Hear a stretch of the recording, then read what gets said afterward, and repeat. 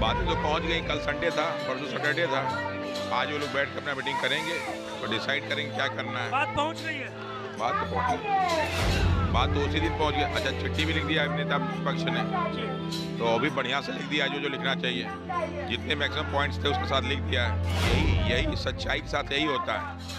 जब रगों में ईमानदारी का खून होता है ना, और लक्ष्य जो है सत्य का को हासिल करना होता है ना। क्या इसके पहले भी कई परीक्षाओं के पेपर लीक हुए बीपीएससी द्वारा, उस पर आपने जवाब दिया। छात्रों के मन में जो सवाल है वो दोबारा नॉर्मलाइजेशन को लेकर है। आपने 12:30 बजे तक क्यों नहीं उपलब्ध कराया? ये बात तो खुद आप स्वीकार कर रहे हैं। जिलाधिकारी थप्पड़ चला रहे हैं और हमको लगता है कि आज से कल तक में बेहतर फैसला। आज से कल तक बिल्कुल। नमस्कार, मेरा नाम रोहित है। आप देख रहे हैं लाइव स्ट्रीम। आपको बता दें कि देखिए बीपीएससी के जो छात्र हैं, जो अभ्यर्थी हैं, वो आज 6 दिनों से सत्याग्रह पर बैठे हुए आंदोलन कर रहे हैं। देखिए, मांग सिर्फ इतना है कि बीपीएससी 17वीं का जो एग्ज़ाम हुआ उस एग्ज़ाम को रद्द करना होगा और फिर से पुनः एग्ज़ाम लेना होगा। देखिए, तमाम जो अभ्यर्थी हैं, जो छात्र हैं, वो 6 दिनों से बैठे हुए हैं और तमाम छात्रों और अभ्यर्थियों के साथ रमांशु सर भी यहाँ पर मौजूद है, छात्र नेता सौरभ भी मौजूद है। सर, 6 दिन हो गए सर, कब तक सर इस तरीके से बैठे रहिएगा? बातें तो पहुंच गई। कल संडे था, परसों सैटरडे था। आज वो लोग बैठ के अपना मीटिंग करेंगे और डिसाइड करेंगे क्या करना है। बात पहुंच गई है। बात तो पहुंच गई, बात तो उसी दिन पहुंच गई। अच्छा, चिट्ठी भी लिख दिया नेता पक्ष ने, तो अभी बढ़िया से लिख दिया जो लिखना चाहिए। जितने मैक्सिमम पॉइंट्स थे उसके साथ लिख दिया है। तो अब कार्रवाई पक्ष को करना है, देखिए कब करते हैं। तेजस्वी यादव भी आपसे मुलाकात करने आप लोगों से पहुंचे थे, उन्होंने सीएम नीतीश को चिट्ठी भी लिखा है। हाँ। क्या कुछ लगता है सर, 6 दिनों से आप लोग बैठे हैं? बिल्कुल, अब काम करना है। देखिए, कोई भी प्रतिनिधि हो, चाहे पक्ष में हो चाहे विपक्ष में हो, उसका यही कर्तव्य होता है कि जनता के हितों का ख्याल रखे। क्योंकि आज जो पक्ष में है कल प्रतिपक्ष में हो सकता है, और जो प्रतिपक्ष में आज पक्ष हो सकता है। उसके पक्ष और प्रतिपक्ष का आधार क्या है? जनता में लोकप्रियता। और जनता में लोकप्रियता कैसे मिलेगी? जब आप जनता के बीच जाके जो है उसके समस्याओं को सुनेंगे। अब आप बताइए कि हमारी सरकार से दुश्मनी तो है नहीं, नीतीश कुमार से दुश्मनी तो है नहीं, सम्राट चौधरी विजय सिन्हा से दुश्मनी तो है नहीं है दुश्मनी। हमने ना मना किया उनको आने के लिए, मना भी नहीं किया। अब नेता प्रतिपक्ष आए हमारे पास, हमसे पूछा, हमने बताया उनको नहीं आना चाहिए था, उनके पास नेता नहीं है, वो तो सरकार के लोग हैं, पहले उन्हीं को आना चाहिए, लेकिन ऐसा नहीं किया। सबसे पहले उनको आना चाहिए था, पूछे बेटा क्या बात है, हम लोग कहते क्या ठीक है हम देखते हैं, और वो आसानी से कराते। वो क्यों प्रतिपक्ष को मौका दे रहे हैं?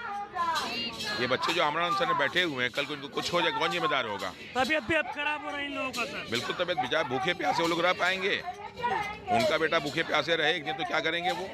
सब लोग भूखे हैं। बिल्कुल भूखे प्यासे बैठे, दिख नहीं रहा एकदम, चेहरा एकदम सूखा हुआ है। सर, हौसला लेकिन नहीं टूट रहा है, तबीयत भी खराब है, उसके बावजूद भी तमाम जो अभ्यर्थी यही सच्चाई के साथ यही होता है।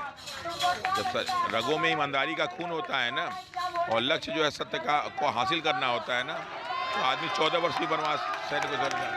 उम्मीद है सर इन छात्रों को न्याय मिलेगी। 101% उम्मीद है। 101%। देखिए, मेरे साथ छात्र नेता सौरभ भी है। सौरभ जी, 6 दिनों से तमाम जो अभ्यर्थी हैं बैठे हुए। जी, सबसे पहले आपको धन्यवाद। निश्चित रूप से हमारी लड़ाई जो है वो सरकार से नहीं है, हमारी लड़ाई बीपीएससी से है, बीपीएससी की गलत नीतियों से है। क्योंकि जो पहले नॉर्मलाइजेशन को लेकर जो विवाद था, उस विवाद को आपने उलझाया, सुलझाया, कई मामलों में शिक्षकों और छात्रों को लड़वाया, और जो विवाद है आज पुनः आपने 12:30 बजे तक प्रश्न पत्र क्यों नहीं मुहैया कराया?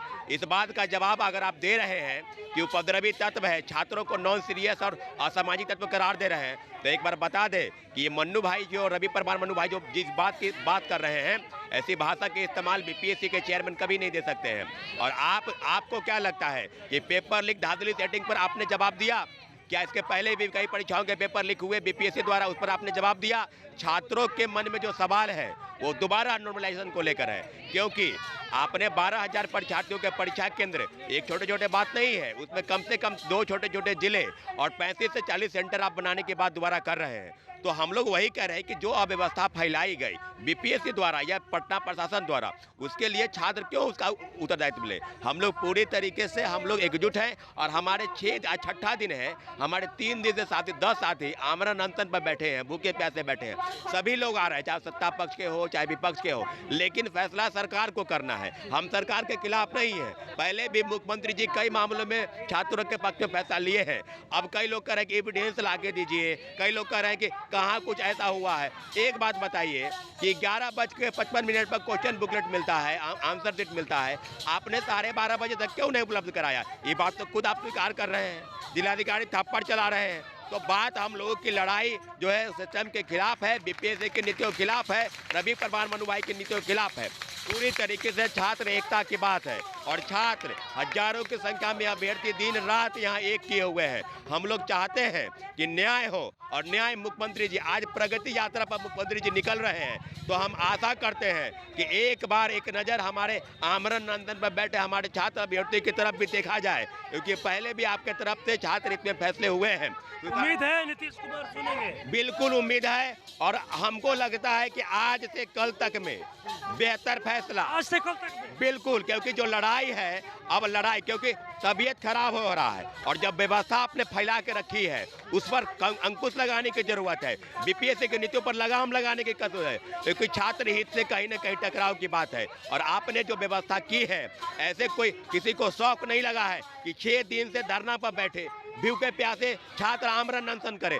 बिल्कुल हम लोग चाहते हैं कि दोबारा सभी परीक्षा केंद्रों पर, 900 परीक्षा केंद्रों पर दोबारा परीक्षा आयोजित हो।